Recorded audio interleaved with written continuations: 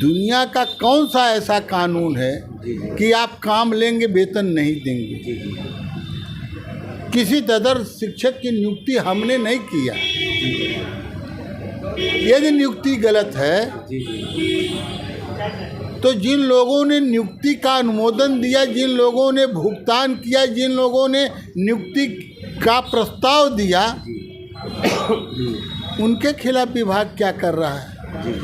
वो पूर्ण रूपेण योग्य हैं, शिक्षक की अर्हता रखते थे और सृजित पद के प्रति उनकी नियुक्ति तब हुई। मैंने विधान परिषद में भी कहा कि जब आप शादी हुई, जब नौकरी पाए तो शादी हुई, और जब स्कूल बंद हो रहे थे तो इनकी नियुक्ति हुई, जहां विभाग और सरकार फेल था। और अब जब इनके बच्चे शादी के योग्य हो गए तो सरकार कह रही है कि मेरे गने में तुम्हारा क्या काम। शिक्षकों की समस्या है, 5-6 महीने हो गए अभी तक वेतन नहीं मिला उनको। जिस उस काल परिस्थिति में उनका मतलब कि चयन बोर्ड जिस समय एकदम डंप था, उस समय उनकी नियुक्ति हो गई। इतना दिन 15-20 वर्ष काम किए, और जब जिम्मेदारियों का समय आया उनके ऊपर, जब उनका समय ख़त्म, अब बाल बच्चों को समय आया, अब उनके सामने जिम्मेदारियां बढ़ी हैं, उस समय वेतन उनका अवरुद्ध है।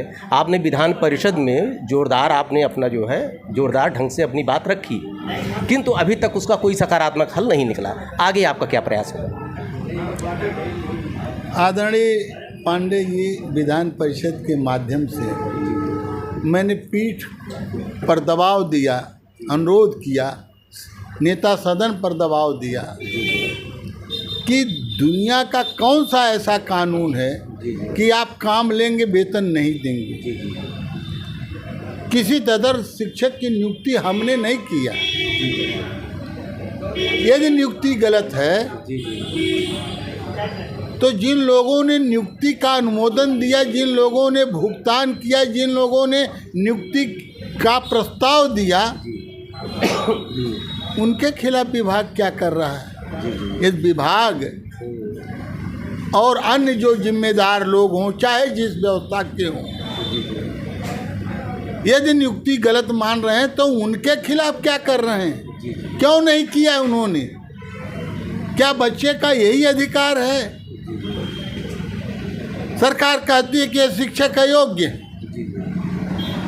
क्या यही अधिकार है कि आज 15 साल 20 साल से अयोग्य शिक्षक बच्चों को अध्ययन कर अध्यापन कर रहे हैं? अयोग्य शिक्षक, उनको अयोग्य शिक्षक पढ़ा रहे हैं, इसका कौन जिम्मेदार होगा? सर, एक चीज़ और ये बताएं कि 15-20 वर्ष सेवा करने के बाद कोई योग्य होता है कि अयोग्य होता है?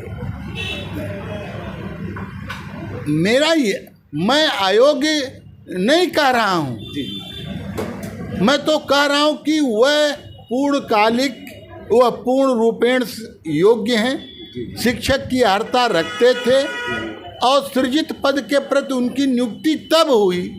मैंने विधान परिषद में भी कहा कि जब आप शादी हुई, जब नौकरी पाए तो शादी हुई, और जब स्कूल बंद हो रहे थे तो इनकी नियुक्ति हुई, जहां विभाग और सरकार फेल था। और अब जब इनके बच्चे शादी के योग्य हो गए तो सरकार कह रही है कि मेरे गने में तुम्हारा क्या काम है। मैंने बाध्य किया नेता सदन को इनका भुगतान करें, और मैं कह रहा हूँ पाठक जी, जिस नियम के तहत उनका भुगतान हुआ, वह कहा गया कि आयोग से चयनित अभ्यर्थी के आने पर यह पद स्वतः समाप्त माना जाएगा। आ जाए, आप भेज दो, आप काम भी लोगे, आप वेतन भी नहीं दोगे। पीठ से यह आदेश हुआ कि नहीं, जो काम कर रहे हैं उनको वेतन दें। और जब माननीय मुख्यमंत्री जी, जो स्वयं एक बड़े मठ के जो है पीठाधीश्वर हैं,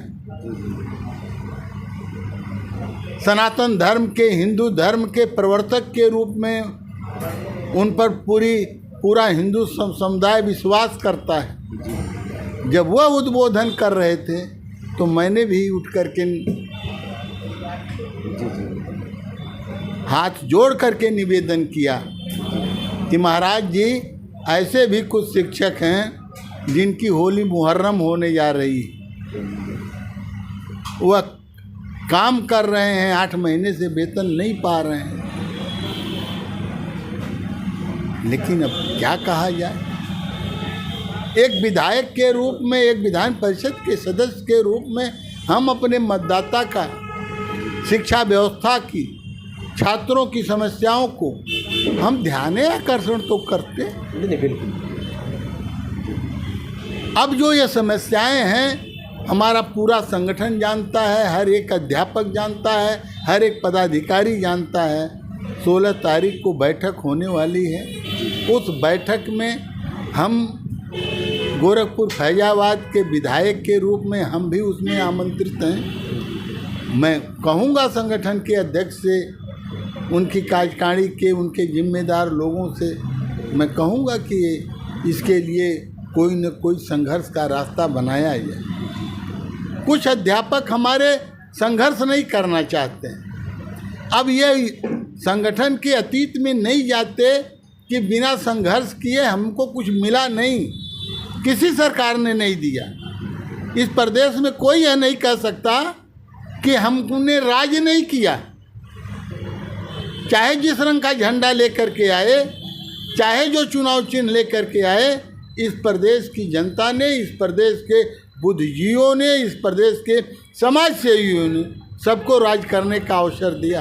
कोई यह नहीं कह सकता कि हमने राज नहीं किया, सबने राज किया। लेकिन मैं पूरी जिम्मेदारी के साथ कहना चाहता हूँ कि सरकारें शिक्षा के प्रति संवेदनहीन हैं। आज वही दुर्दशा अब बच्चों के सामने जो प्रतिस्पर्धा का पहाड़ खड़ा है पाठक जी, जहाँ बच्चा 100 में 100 पाता है, अब उस बच्चे को हम कैसे, अपने उस गरीब परिवार के बच्चे, जहाँ दीनदयाल जी के अंत्योदय की भावना छिपी हुई है, देश के माननीय प्रधानमंत्री जी का सबका साथ, सबका विकास, सबका विश्वास जुड़ा हुआ है। आगे तो तभी जब जब होगा, जब सबको साथ लेकर के चला जाएगा ना, गरीब परिवार को लेकर के चला जाएगा, उनके बच्चों को लेकर के चला जाएगा, तब न हम विश्व गुरु के रूप में स्थापित होंगे। तो ये स्थितियां हैं। मैं आपके चैनल के माध्यम से शिक्षक साथियों से भी कहना चाहता हूं कि वह संघर्ष के लिए तैयार रहें। हमारा अतीत है, हमारा इतिहास है कि हमने जो भी सम्मानजनक परिस्थितियां वेतनमान के लिए और सेवा सुरक्षा के लिए हमने प्राप्त कराई है, वह किसी के यहाँ हजूरी करने से नहीं, सीधे संघर्ष करने से हुई। हमारे साथियों ने जेलें भरी हैं, लाठियां खाई हैं, सेवा से विरत किए गए हैं, तब जा कर के हमें उपलब्धियां मिली। आगे आपकी क्या रणनीति होगी इसकी? मैं तो कोई संगठन का पदाधिकारी हूँ नहीं, मैं संगठन का एक विधायक हूँ। मैंने आपके इस सम्मानित चैनल के माध्यम से पहले कह दिया कि 16 तारीख को संगठन की बैठक होने वाली है, उसमें मैं भी प्रतिभाग करूंगा।